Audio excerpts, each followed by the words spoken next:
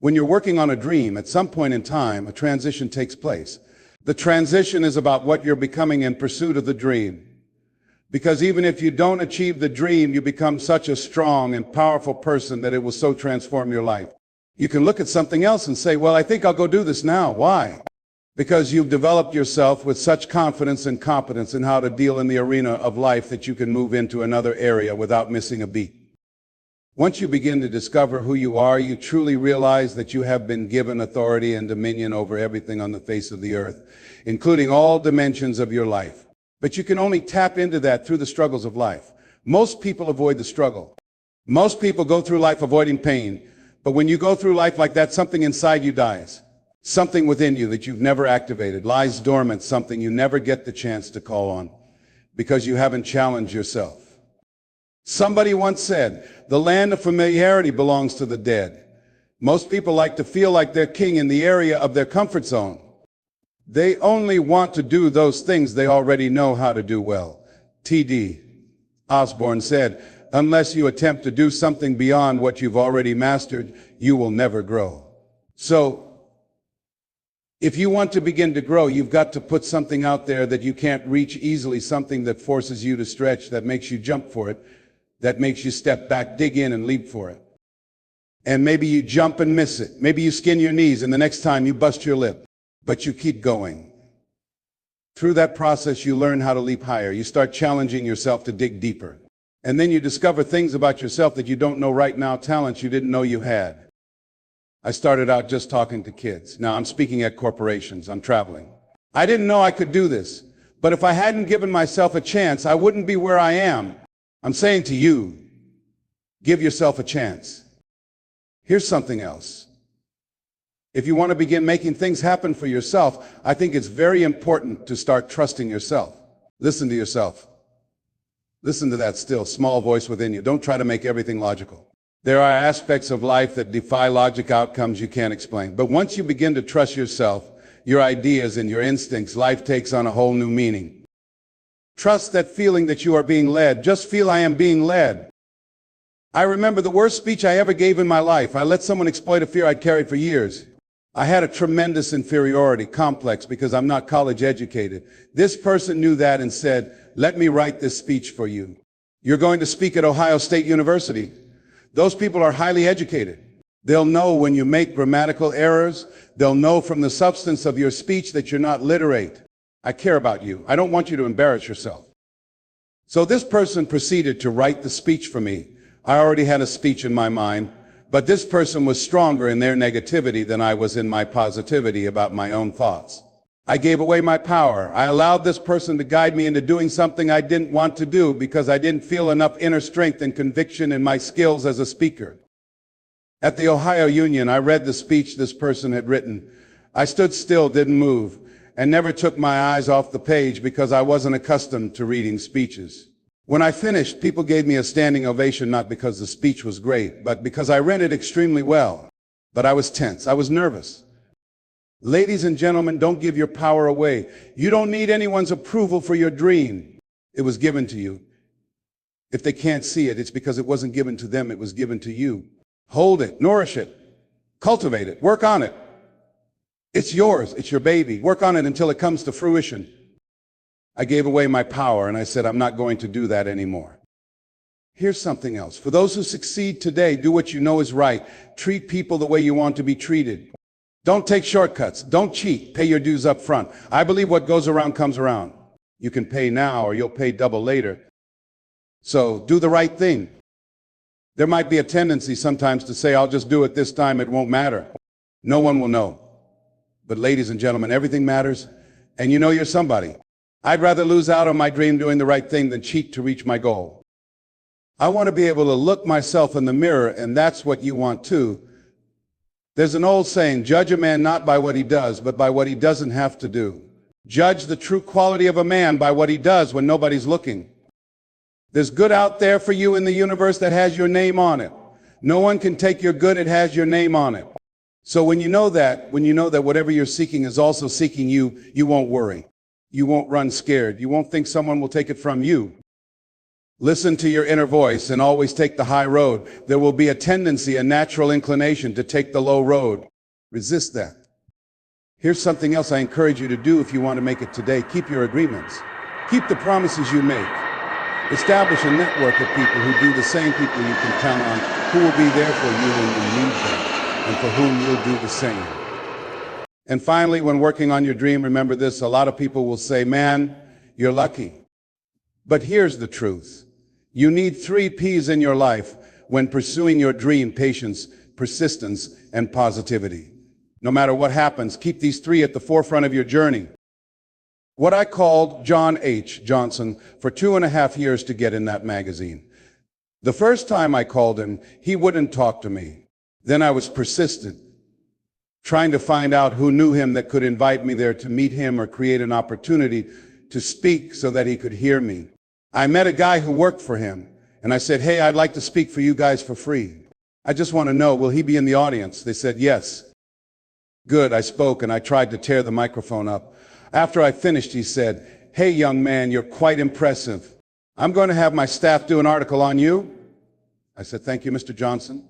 I sent him information on me via Federal Express, and it didn't happen. I waited for a month, and it didn't happen. I waited for 2 months, and it still didn't happen. I started calling every month. Hello, how are you? May I speak to Mr. Johnson? I'm sorry, he's not available. Tell him Les Brown is calling. I just want to say thank you very much for the article when he puts it in. I kept on doing it, kept on calling, sending new articles, sending new information on me. I kept on upgrading the information, sending him thank you letters. Thank you, Mr. Johnson. I was always positive. I could have gotten negative, saying, why did you lie to me? Why did you tell me you were going to put me in the magazine and you didn't do it? I could have had an attitude, but no, be positive no matter what. Because when you are negative, ladies and gentlemen, you're sending out negative energy and you're blocking your good. So don't send out any negative energy. Don't take it personally. I didn't care what he thought of me or if the staff thought I was a nuisance. They get paid to deal with people like me. See, a lot of people have an idea or a dream and they give up on it. No, don't do that. Work your dream until it gets hard. See, most things don't happen as soon as we think they should happen. The messenger of misery might drop in on you and say hello. Murphy's Law might come by and thump you on the head. Any number of things can happen to interrupt your flow. It's okay. Don't take it personally. Just acknowledge what's going on. It's called life, and keep on working on your dream. Continue to keep on knocking. Keep on knocking, because this is your life. This is what you love. This is your passion. Step back. Don't judge it. If you judge it, judge not yet, lest ye be judged. Why? Because when you judge it, you invest emotion in it, and that emotion could be anger. And guess what? That hurts you. That doesn't hurt anybody else. One doctor said, the man who angers me killeth me. And then he allowed someone to egg him into an argument on the floor of the National Medical Convention and suffered a massive heart attack. When you're in a state of anger, you have so much acid in your blood that if they withdrew some blood from you and injected it into a pig, the pig would die from the acid. So what do you want to take yourself out early for? By internalizing things. Shakespeare said, nothing is neither good nor bad, but thinking makes it so. So judge not according to appearances, but right judgment, and feel that everything is going to work out for you because you're patient, you're persistent, and you're going to be positive no matter what. Don't allow other things, people, or circumstances to determine what your reaction is going to be. I was out to dinner with some people, and we had a waitress who was quite discourteous and rude. The people around me took an attitude about it. I learned how to observe life. I think that in order to overcome life, you've got to learn how to observe it. Just stand back and watch what's going on and choose not to buy into it. I said, excuse me, Mom, do you know what TIP stands for? She said, no. I said, TIP stands for to ensure promptness. We've been sitting here a long time. I'm going to give you $5 up front to ensure a prompt meal. Would you assist me? She gave me the biggest smile and said, of course I will. And I said, by the way, I'm not with these people. I'm going to be sitting at another table. Please put my meal over there and serve them by themselves. See, I don't want to make anybody angry who goes behind closed doors to prepare my food. Oh, no. So don't allow people to determine how you are going to respond to them or to circumstances. Learn to look at it. A friend of mine, Tom Perkins, handsome, articulate man in his mid-50s, had a tremendous business. At the height of his success, Someone was killed in his business. He was sued and lost $750,000. Lost his business, lost his family, lost his home, everything. He was devastated, ladies and gentlemen. He started living in his car. He would wash up in a McDonald's across from Howard University on Georgia Avenue in Washington, D.C. He said, Les, I was so depressed. I had everything, and then one day I lost it all. He said, I didn't want to live anymore. He got some sleeping pills and took over 35 pills. He laid down, folded his hands across his chest, and said he went to sleep to die. 2 days later, much to his amazement, he woke up. He couldn't even get that right. I said, what happened then, Tom? He said, an incredible thing happened. I was laying there for a moment and a voice said to me inside my mind, it wasn't your life to take. That was one thing. He said, since that day when I get any major challenges, I don't take it on myself personally. I feel that I've got somebody with me. He said, I'll never leave you nor forsake you. I said, God, you've got to handle this for me. This is too much for me. He said, I don't sweat the challenges of life.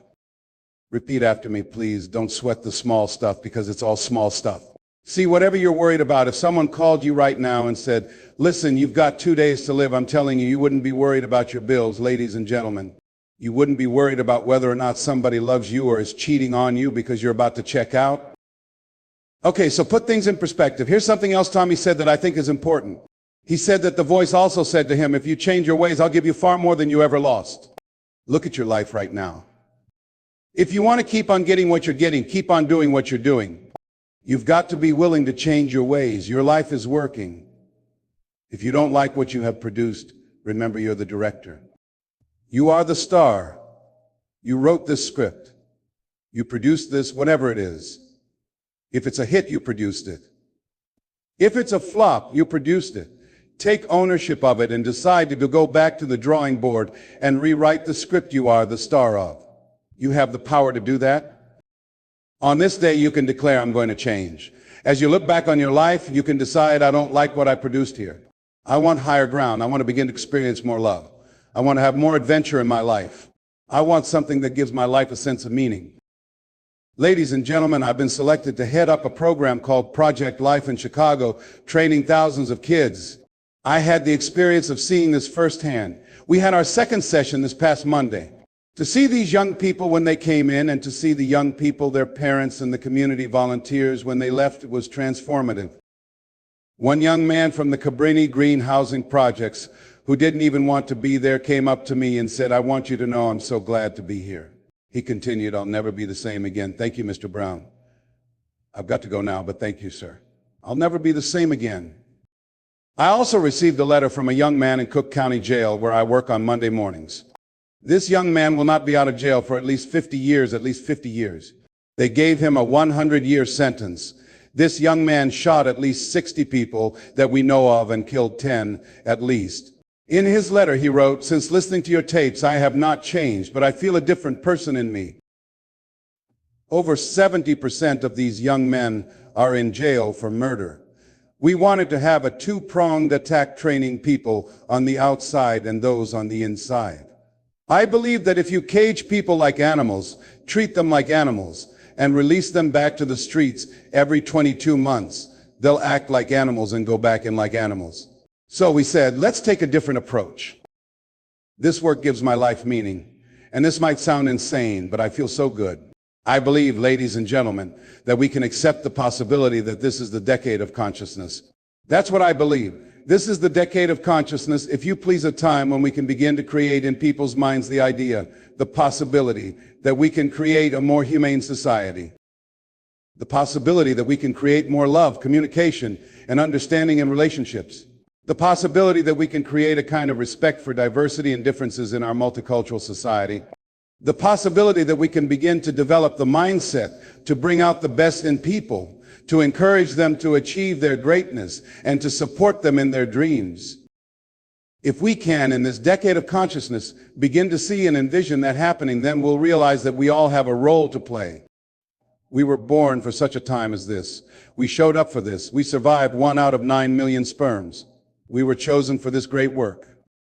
Here's something else to recognize. Wherever you are on the ladder of life, you've got comeback power. I was reading Dr. Norman Vincent Peale's latest book, The Power of Positive Living, which I believe is his greatest work. He talks about something called comeback power. Wherever you are in life, ladies and gentlemen, you've got comeback power. I don't care how low you are. I don't care what you've done. I don't care what you've experienced. I don't care how devastated your life might appear to be or what kind of shambles it's in.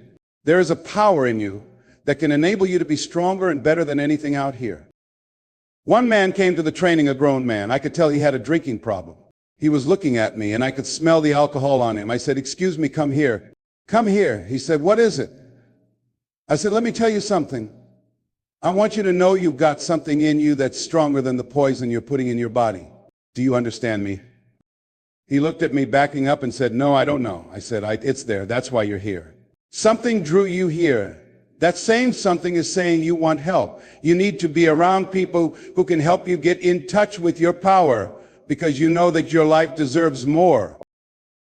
I believe the reason we abuse ourselves with drugs and alcohol is that we're trying to numb something in us. There's something aching, urging, and nagging us to do something bigger and better. It can't possibly be because the substance tastes so good. We delude ourselves and pollute our minds to numb ourselves so we don't have to face reality because we don't know what we've got going for us. Once you discover who you are, the truth of knowing who you are will set you free from alcohol, from any drug that destroys you. Once you begin to know who you are, it will set you free from believing, "I can't see myself doing any better." When you discover this power, the perfect essence of who you are, that power will set you free. It's in all of us. It permeates our being and enables us to be the directors of our lives.